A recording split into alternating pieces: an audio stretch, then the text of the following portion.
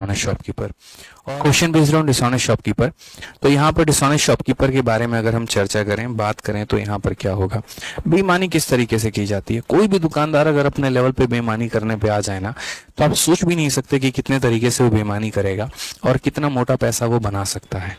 ठीक है, समझ में आ गया बात यहाँ पे। तो वो हम कैसे टैकल करेंगे, किस तरीके से हम समझेंगे, किस तरीके से हम जानेंगे कि बेईमान दुकानदार को हम किस तरीके से सॉल्व करते हैं। ठीक है, तो समझिए बेईमान दुकानदार की बेईमानी किस तरीके से होती है। पहला तरीका होता है उसका खरीदते वक्त बेईमानी। दूसरा तरीका होता है उसका बेचते वक्त बेईमानी। खरीदते वक्त बेईमानी कैसे करेगा, मैं एक दुकानदार हूं, मैं ग्राहक नहीं हूं। फर्क होता है ग्राहक में और दुकानदार में। दुकानदार जो सामान बेचता है, ग्राहक जो सामान खरीदता है। तो जैसे मान लीजिए मैं एक दुकानदार हूं, मैं भी तो सामान कहीं ना कहीं किसी ना किसी से खरीद के लेके आऊंगा। ठीक है, तो जैसे मान लीजिए कि मैं अगर आलू का बिजनेस कर रहा हूं, तो ऐसा है नहीं कि आलू मैंने खरीदा है। या मैं अगर मान लीजिए चीनी का बिजनेस कर रहा हूं, ऐसा है नहीं चीनी हमने बनाया है, हम भी किसी व्यापारी से खरीद के लाए होंगे, वो किसी गोदाम से खरीदा होगा, इस तरीके से सिलसिला चला होगा। तो बेईमानी क्या होती है खरीदते वक्त, कि हम किसी के पास गए सामान खरीदने।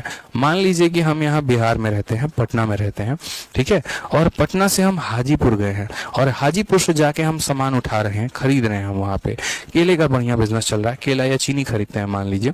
ठीक है, तो वहां पर हम गए 1000 ग्राम चीनी खरीदने, और हमने मालिक को कहा कि भैया हमें जो है ना वो 1000 ग्राम चीनी दे दो। उन्होंने कहा सर जाइए गोदाम में से उठा लीजिए, और मालिक ने नहीं देखा, हम 1000 की जगह 1100 ग्राम उठा लिए, वहीं पे अपने ट्रक में लोड भी कर लिए, और लाकर जो है हम पटना में बेच दिए। ठीक है, और पटना में बेचेंगे तो कितना में बेचेंगे, पूरा का पूरा 1100 ग्राम बेच दिए। जिस रेट में खरीदा था बेचा भी उसी रेट में, तो वहां मुझे फायदा हो गया 100 ग्राम का। इसको बोलते हैं खरीदते वक्त बेईमानी। और बेचते वक्त बेईमानी क्या होता है, तो बेचते वक्त अगर हम बेईमानी की बात करें भाई, तो बेचते वक्त बेईमानी की कहानी यहाँ पर ये होती है कि जैसे मान लीजिए कि कोई आर्टिकल हमने खरीदा, ठीक है, और खरीदने में जैसे मान लीजिए अब आप मेरे पास आए, भैया मुझे आप पे बहुत विश्वास है, आपकी दुकान मुझे बहुत अच्छी लगती है, और मुझे है ना 1 किलो चीनी दे दीजिए। लेकिन मैंने आपको 1 किलो चीनी नहीं दिया, मैंने आपके विश्वास का फायदा उठाया, और मैंने 1 किलो की जगह पर आपको 900 जो है वो दे दिया, या 800 ग्राम हमने आपको दे दिया। अब मुझे वहां पर बस ये बता दो मेरे दोस्त कि वहां पर बेईमानी हुई तो कितने % की हुई। बेईमानी हमने यहाँ भी की है, कितने % की बेईमानी है ये बताइए।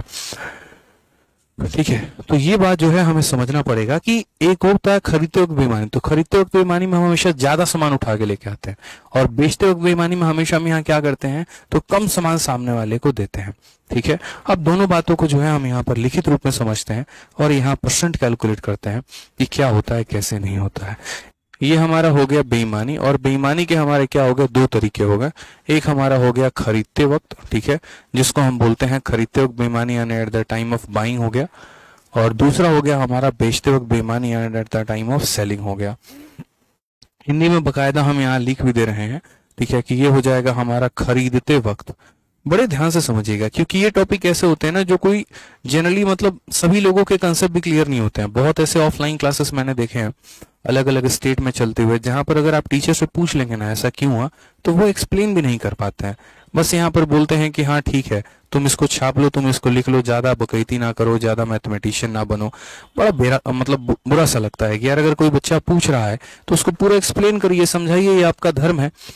ठीक है, क्योंकि बच्चे ही अगर मुझे बताते हैं कि सर ऐसा ऐसा हुआ, हमने पूछा तो हमें डांट के भगा दिया, चुप करा दिया, तो मुझे लगता है कि नहीं, समझने की आवश्यकता बहुत ज्यादा है, और आप समझा करिए, यहाँ पर कहानी की तरह समझिए। ये क्या हो गया, बेचते वक्त बेईमानी। आपको यहाँ कोई डांटने वाला नहीं है, कोई यहाँ पर कुछ भी बोलने वाला नहीं है। जो भी आपको पॉइंट नहीं समझ में आएगा आप मेरे से पूछिएगा, मैं आपके लिए जो है यहाँ पे एकदम खड़ा हूँ। ठीक है, तो बेईमानी, ठीक है, थोड़ी सी मात्रा की गलती हुई होगी तो ध्यान दे दीजिएगा। तो एक हमारा हो गया खरीदते वक्त बेईमानी, एक हो गया हमारा बेचते वक्त बेईमानी। दोनों को हमें बढ़िया तरीके से अलग अलग करके पढ़ना है, at the time of saying, ठीक है, and at the time of buying. अब यहाँ पर सबसे पहला पॉइंट नंबर 1 हम लोग पढ़ते हैं, और पॉइंट नंबर 1 हम यहाँ क्या पढ़ते हैं कि मेरे भाई खरीदते वक्त बेईमानी कैसे होता है। ठीक है, तो खरीदते वक्त बेईमानी वाली कहानी हम पढ़ते हैं कि अगर मान लीजिए कि कोई खरीदते वक्त बेईमानी करने पर आ गया तो किस तरीके से करेगा। ठीक है, देखिए यहाँ पे तो जैसे खरीदते वक्त बेईमानी का मैंने क्या कहा था कि मैं यहाँ पर जो है चुपचाप दुकानदार को पैसे दूंगा 1000 ग्राम के। मैं दुकानदार को पैसे कितने ग्राम के दूंगा? 1000 ग्राम के। और मान लीजिए यहाँ पर कि 1 ग्राम की कीमत 1 रुपए है, 1 ग्राम की कीमत 1 रुपए है, तो हम हाजीपुर पहुंचे, हाजीपुर में जाके हम सामान खरीदें और हम 1000 ग्राम खरीद के लेके आए। 1 ग्राम की कीमत अगर 1 रुपए है तो 1000 ग्राम की कीमत कितनी होगी? 1000 रुपए। दुकानदार को मैंने से 1000 रुपए दिए हैं, उसने मुझे कहा आप पर बहुत विश्वास है, आप खुद से अपना सामान लोड कर लो, और हम जाकर वहां पे जो है अपने ट्रक में 1000 ग्राम के जगह पर 1100 ग्राम जो है वो हमने उठा लिया। कितना उठा लिया? 1100 ग्राम। और उसके बाद चुपचाप वहां से चुपके से निकल गए। 1 रुपया पर ग्राम हमने खरीदा था और पटना में जाके 1 रुपया पर ग्राम ही मैंने बेचा। मैंने 1% भी रेट नहीं बढ़ाया, मैंने ज्यादा लाभ कमाने का नहीं सोचा, जितने रेट से खरीदा था उतने ही रेट से मैंने बेचा है। लेकिन मैंने पटना में बेचा कितना है? 1100 ग्राम। 1 ग्राम की कीमत 1 रुपए, तो यहाँ पर 1100 ग्राम की कीमत कितनी हो जाएगी? 1100 रुपए हो जाएगी। तो वैसे केस में मेरे भाई प्रॉफिट होगा कि नहीं होगा? बोलोगे हाँ सर। तो प्रॉफिट हमारा कितने का होगा? तो प्रॉफिट हमारा 100 रुपए का होगा। और कितने के ऊपर होगा? तो 1000 के ऊपर। इंटू कितना हो जाएगा? तो 100%। यानी यहाँ पर अगर कोई बच्चा मेरे भाई समझेगा तो बोलेगा सर कितने का फायदा हुआ है? तो 10% का फायदा हुआ है। कितने का फायदा हुआ है? तो 10% का फायदा हुआ है। क्लियर है ये बात? यहाँ पे कितने का फायदा हुआ है? 10% का फायदा हुआ है। अब यहाँ पर दूसरा वाला जो पॉइंट है वो हमारा बेचते वक्त बेईमानी है। आधी जनता इसी में परेशान है और इसी बात पर जो है वो कंफ्यूज है, और मुझे लग रहा है कि उनके कंफ्यूजन को अब दूर करने का सही वक्त आ चुका है। अगर आप यहाँ देखेंगे ना तो इसमें परेशान आपको आज के बाद हम होने नहीं देंगे, पूरा क्लैरिटी आपको देंगे हम। पूरा का पूरा, मैंने कहा ना कि पूरा का पूरा क्लैरिटी आपको मिलने वाला है कि बेचते वक्त बेईमानी का मतलब क्या होता है। बेचते वक्त बेईमानी का मतलब ऐसे हो गया जैसे मान लीजिए हमारी राशन की दुकान है, ठीक है, और 1 रुपया ग्राम जो है वो चीनी का रेट है जिस रेट पर मैं बेचता हूँ। आप आए, आपने मुझसे पूछा भैया चीनी का क्या भाव है? मैंने कहा 1 ग्राम का 1 रुपए। 1 ग्राम का मेरे भाई 1 रुपए। 1 ग्राम का 1 रुपए, तो 1 ग्राम का 1 रुपए।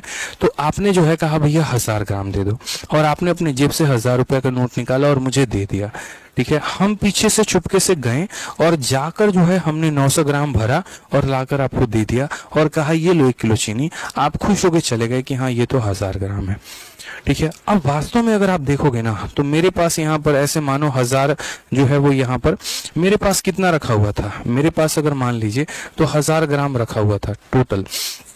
यहाँ पर ऐसे समझ लो 1000 ग्राम, या ऐसे समझ लो कि जैसे मानो कि आर्टिकल थोड़ा सा हम बदल देते हैं। मान लीजिए कि मेरे पास यहाँ 4 आर्टिकल मेरे दुकान पे रखा हुआ है, आप ऐसे समझ लो 4 आर्टिकल मेरे दुकान पे रखा हुआ है।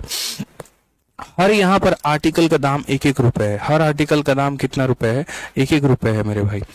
आप आए बोले कि मुझे ये चारों के चारों आर्टिकल दे दो, और मैंने आपसे ले लिए पूरे के पूरे चारों आर्टिकल का दाम पूरा का पूरा 4 रुपया ले लिया यहाँ पर।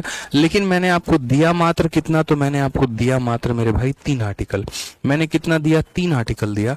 तो मुझे बताओ यहाँ पर कि मुझे फायदा कितने का हो गया, कितने % का फायदा हो गया?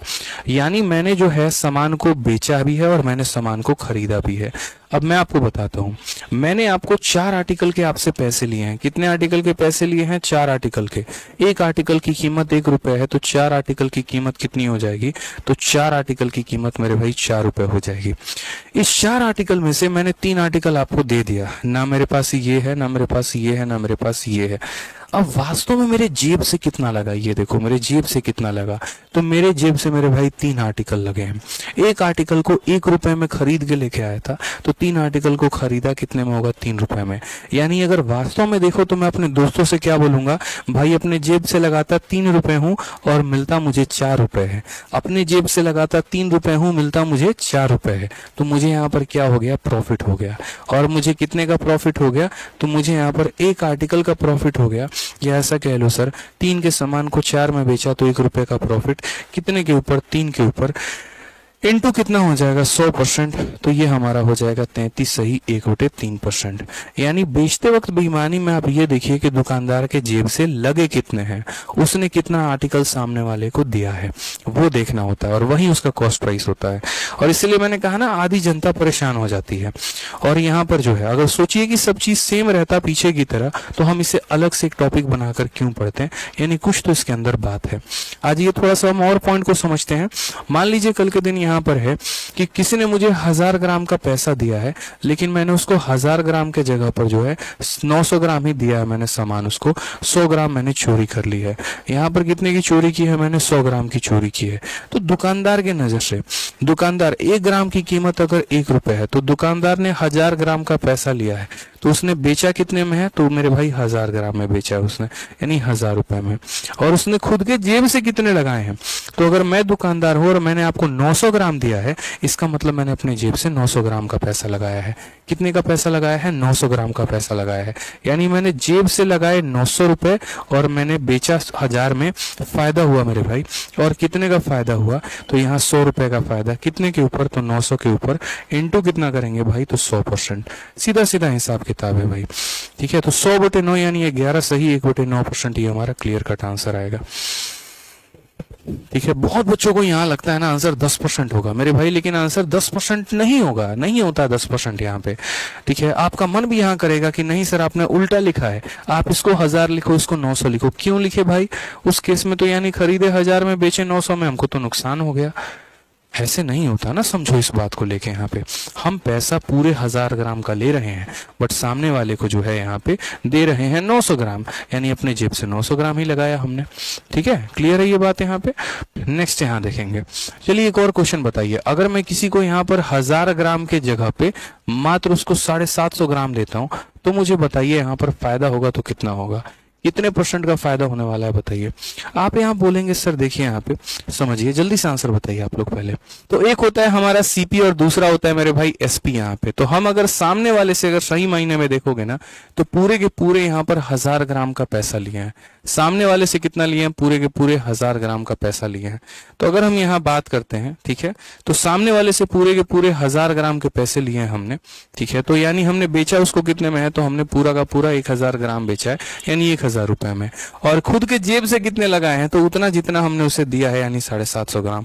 तो फायदा हमारा कितने का हुआ है? तो 250 ग्राम का फायदा हुआ है। और कितने के ऊपर हुआ है? तो 750 के ऊपर, इंटू कितना हो जाएगा? तो मेरे भाई 100%। सीधा सीधा हिसाब किताब है हमारा। 250 से काटेंगे 3 बार में, तो 1/3 का मतलब कितना होता है? 33 सही, 1/3%। ये हमारा क्लियर कट आंसर आ जाएगा।